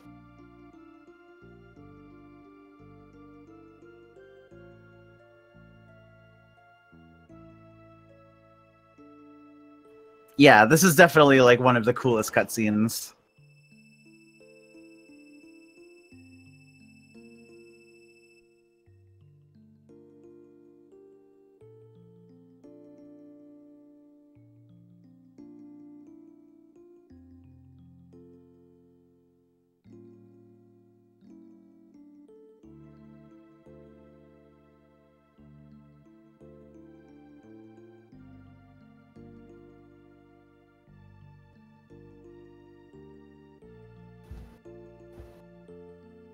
And there we go. Keto. Entering The magic cave, yep. I'm gonna see if he's on the right RNG or not. I think he should be. Yeah, there we go. 19, perfect. You can just do the menu trick and continue on to Magus Castle.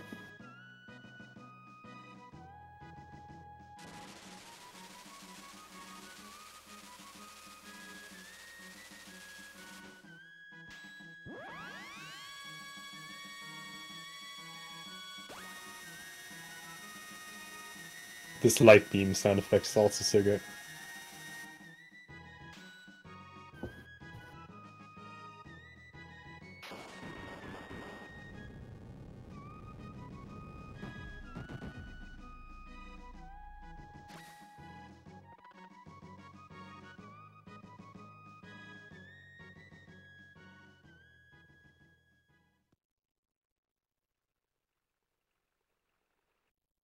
Let's see if SNESWarrior is on the right RNG. Just a second here. And our first look at...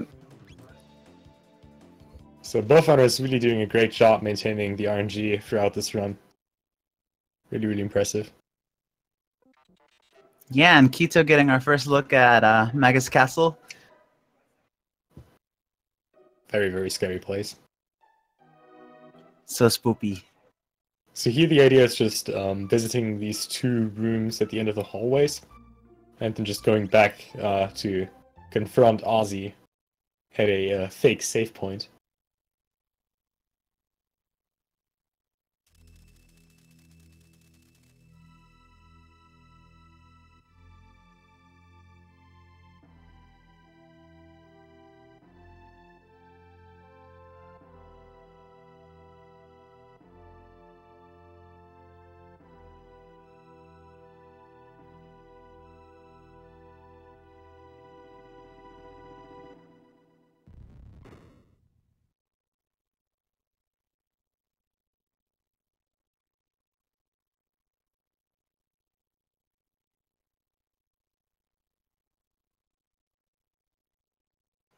All right, so Keto coming up here. Another chance to check the RNG if Frog gets hit for, I believe, 45 or 46 by this Crimson Rain. Yeah. Still perfectly set up. Nice rocket roll to clear out all these encounters here. And then we're coming up to probably one of the coolest boss fights in this entire run, the flea fight. Requires the RNG to work. This is probably one of the boss fights you really don't want to do off RNG. But you could just watch it and you'll understand. Basically, what we're abusing here is that right now, Frog and Flea have the exact same speed. So what will happen is Frog and Flea will basically have their turn at the same time. And after this fake Flea fight, Frog will always just do his attack, and Flea will be unable to do his attack. And then just Frog attacks basically infinitely up till the end of the fight, and Flea cannot do anything. Just a really, really cool thing. Yeah, and it's also incredibly important that Frog has the Berserker equipped for this fight. Oh yeah. And you saw Kito putting that on right after this first fight in Magus' castle.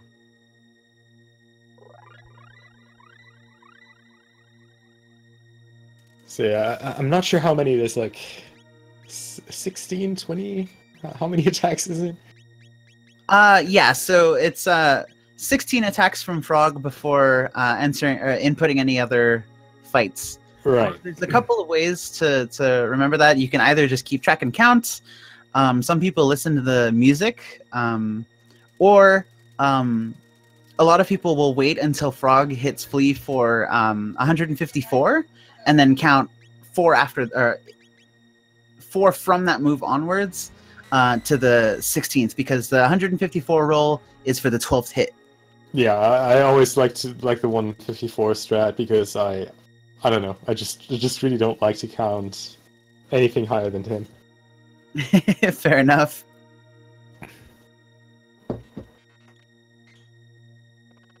But yeah, as you can see, this fight is just absolutely ridiculous, doing nothing, waiting for Frog to do his job.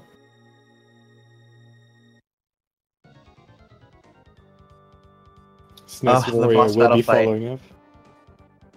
This background as well is absolutely beautiful. Yeah, very cool.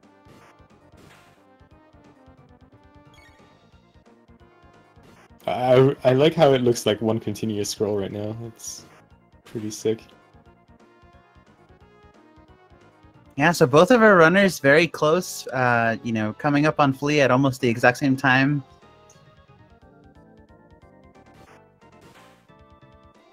And Kito with a very clean Flea fight. Yeah.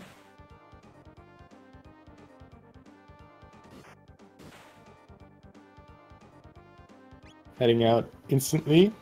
Now going to be heading over to the west wing of the castle, confronting Slash, which is definitely more challenging than Flea in a lot of ways. Yeah, the fight is definitely will go well for him.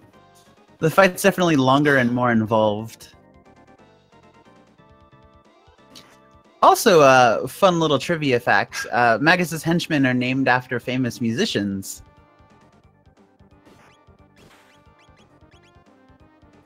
Flea being the bass player from the Red Hot Chili Peppers, Slash the guitar player from Guns N' Roses, and Ozzy, named after Ozzy Osbourne, the singer from Black Sabbath. That is another thing I learned today. I'm so glad I signed up for this commentary. Yep. At least in English. I don't think they have those names in Japanese. I cannot tell you what happened in the German version anymore. It's been too long. But yes, SNESWarrior now also done with the Flea fight. Really right behind Kito at the moment, making up for a really close race here, right up till the finish line. Yeah, and yep, Kito entering the first phase of the fight with Sir Slush.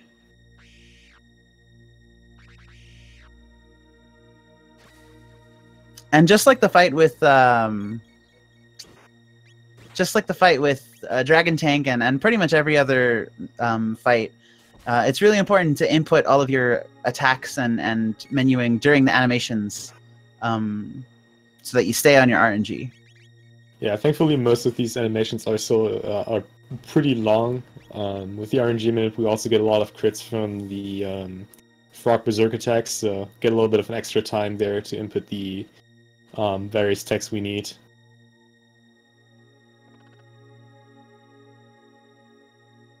Yeah, you can see Frog is basically critting every single time. Really nice benefit of the RNG minute.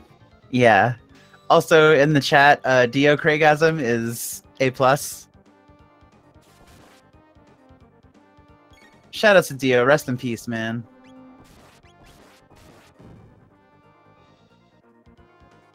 Anyway, for our non-metalheads in the chat, here we have a very impressive fight. Kito finishing up the first phase with Slash.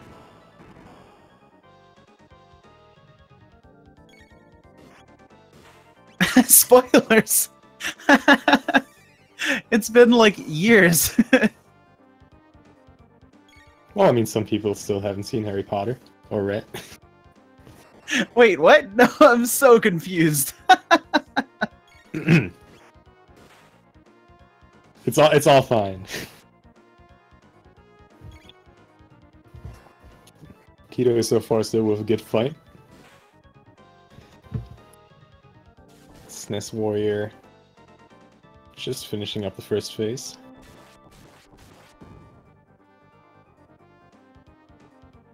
I think this is probably one of the longest scripts, definitely. Yeah. The specific boss fight.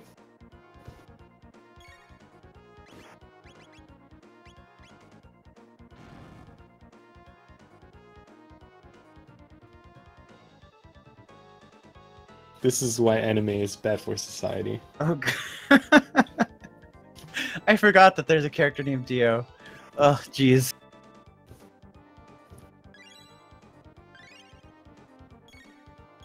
Is that a JoJo reference?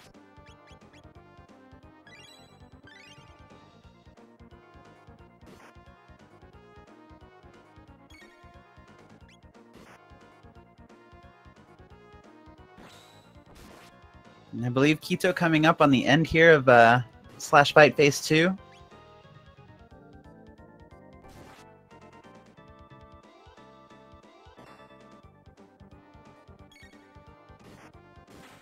Yep. Should be a counter for Frog now. And then one more Frog attack and we're good. And then we're really getting on to the big final already. Couldn't agree more with Jackifer in the chat. Need some Holy Diver in your life. Alright. So Kito's gonna go and pick up the slasher and save and I believe use a shelter? Yeah. Definitely a lot of more dangerous encounters coming up, as well as some deadly Aussie traps. Oh yeah, unfortunately slightly off the save point, so had to readjust for the shelter.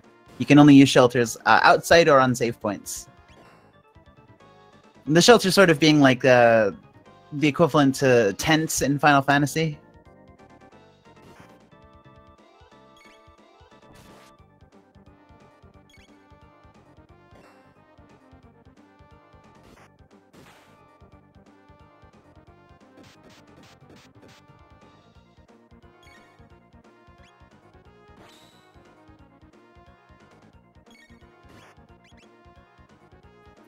Kito coming through this hall. There's 4 fights you get to run away from here. Making use of the menu glitch, or menu trick for running away. SNESWarrior now also done with the slash fight. Surprised Frog was dead at the end of the fight, but should still be good coming up for the Magus fight.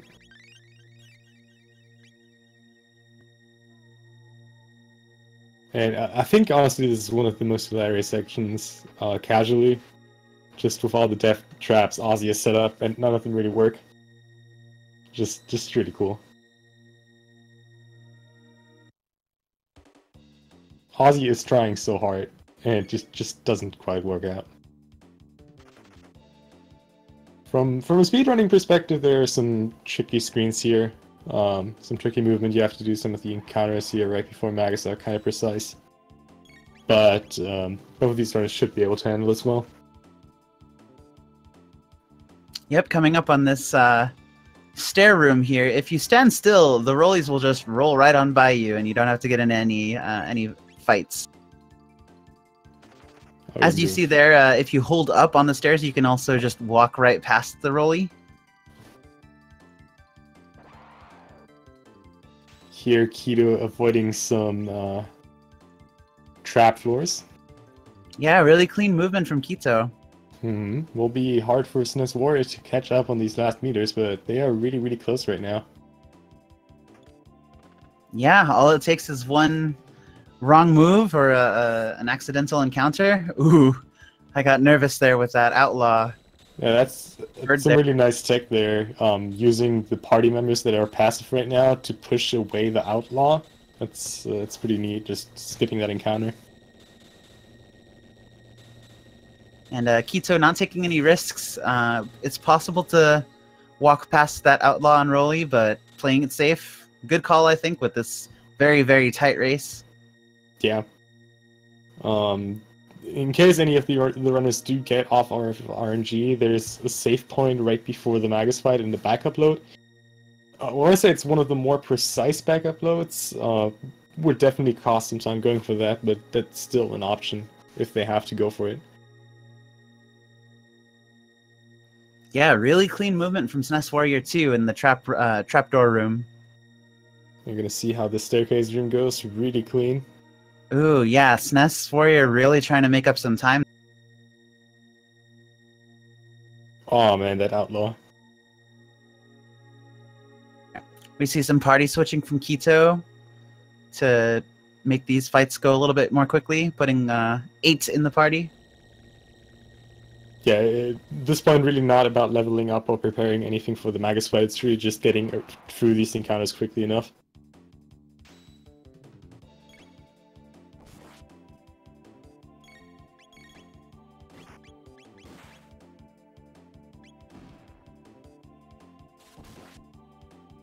And both racers on excellent pace. Oh yeah.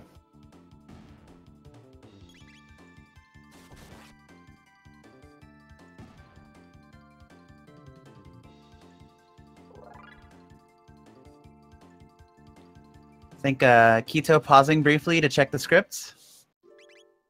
Yeah, that's a really nice thing, just being able to pause there without having to worry about any of the RNG getting offset. Just being able to check the script pretty quick. Yeah, but SNESWarrior really coming up close behind Kito here. Oh yeah. This will definitely be a tight race up until the finish time. Yeah. And there we go. I think SNESWarrior just barely took the lead there. Or, oh wait, no. Nah, yeah, there's still the last one. I've been bamboozled. But this is insanely close right now. Yeah, running off to the side of the room to avoid all of the fights in this hallway, and running sideways through that doorway to avoid another encounter. Yeah, very important. Now, one of the more gimmicky boss fights, the Aussie boss fight. I've actually seen quite some casual players really struggling with this, trying to figure out that you have to hit the chandeliers or the chains to activate these trap flaws.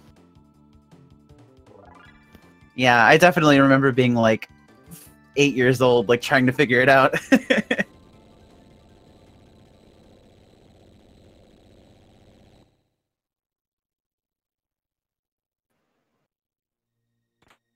Cake? What cake, Ozzy? What are you talking about?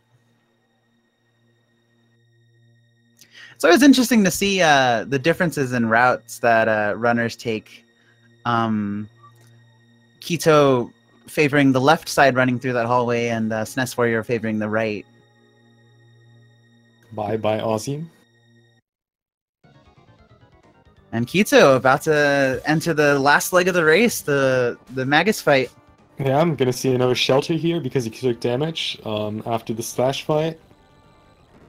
And yeah, just setting up his party. And then we're gonna see the Magus fight. And yeah, there we go.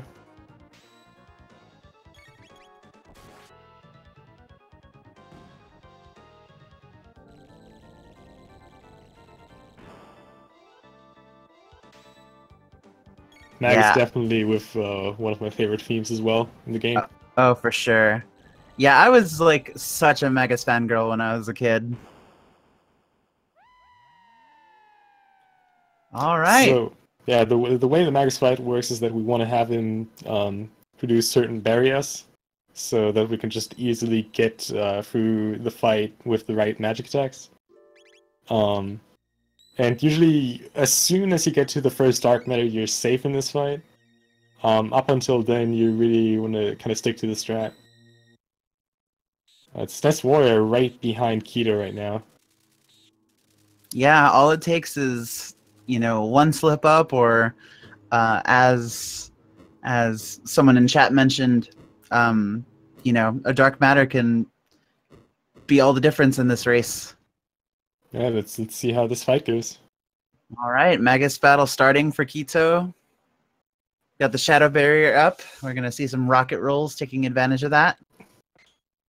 Yeah, just look at these damage numbers here. The de-equip, the unequip glitch really comes in handy here. Oh yeah, with all the magic 18. defense. Like that's usually a lot more. Especially at the levels they are. Yeah.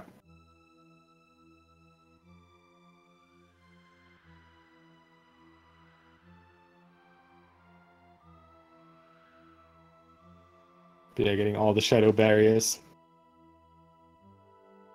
Hopefully someone in chat can answer that question. I don't know the time difference between slow and fast Magus. Yeah, no clue.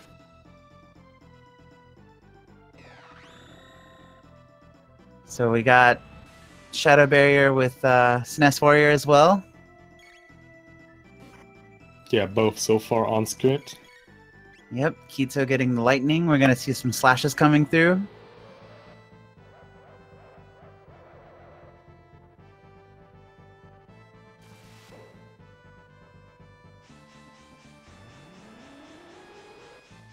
And this is really a nail biter. Both racers, like I mentioned earlier, excellent pace. Such a tight battle. Yeah, unfortunately, again, since we are buffering most of the text used, there is hardly a way to actually make up any time during the fight, unless you're like pausing and looking up strats. But one mistake here, getting off the script or getting off the strats, can escalate really, really quickly here. So at this point, it's really just important for both runners just not to make mistakes.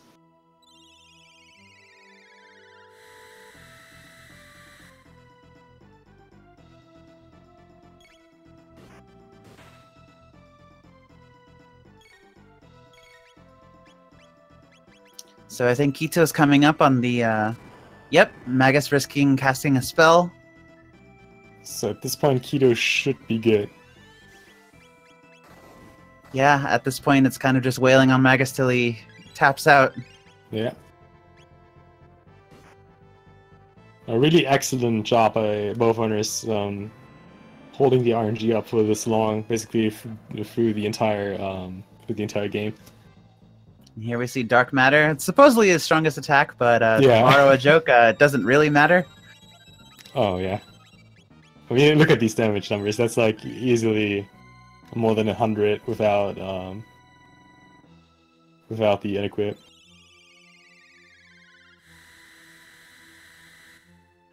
Yep, I believe that was Kianort. I think that's how you pronounce your name. Kianort's joke. Borrowing it. Thanks, buddy. Getting a second antimatter in there.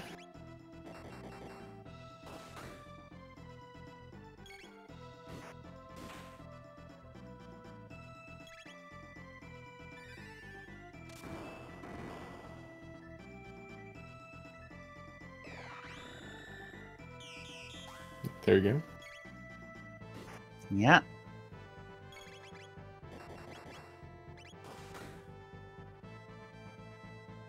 Ooh, frog's down. I don't know if that's typical.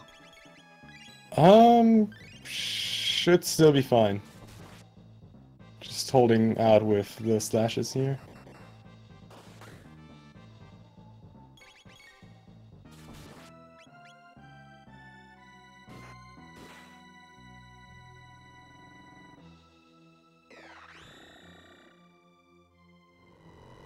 And there we go.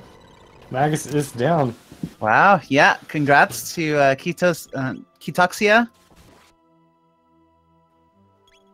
And shoutouts to both of our racers. Go follow them on their Twitches.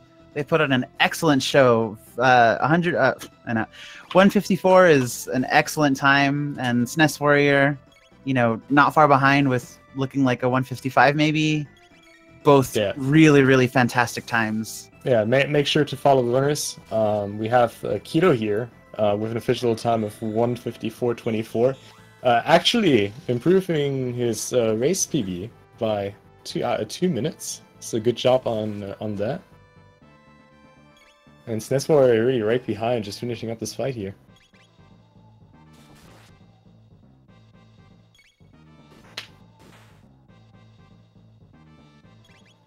Aw, don't feel bad, Kito. You did, I mean, both racers did an excellent job, and Chrono Trigger things happened. Yeah. You pulled it out. Congrats. And there you go, SNES. Now also done with an official time of 1 hour, 55 minutes, and 28 seconds. Really just close to a minute behind Kito here. Great job, great race. Really make sure to follow these runners. Putting up an excellent show here. Yeah, and you know, Masa and Denadoro was really a turning point, I think, for both runners. You know, things happen.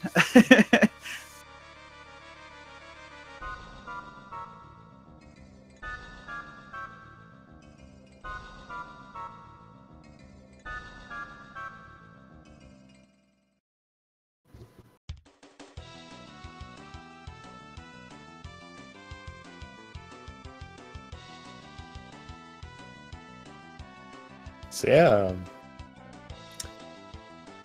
that's basically it for this race. Yeah, thanks to everyone for joining us, and be sure to stay tuned. We have another race coming up now or soon, I believe. I think, yeah, I think we have one at 8:30. Let me actually check that really quick, because there is some matches coming up this weekend still. Where's the schedule? There's the schedule. All right, yeah, okay, so yeah, at no, actually, yeah, at 7 p.m. Tonight on Speed Gaming 4, we have Drunken Draconian versus Jackifer. That's going to be pretty cool. And we have 2 matches tomorrow. We have Tsunami versus Kianort, and then we have the Slaughterhouse. That's going to be Rat Slash versus me. Hey, you never know. Don't sell yourself short. I don't know. I think I'm actually realistic here. But yeah, a lot of cool matches still coming up this weekend, so make sure to check those out.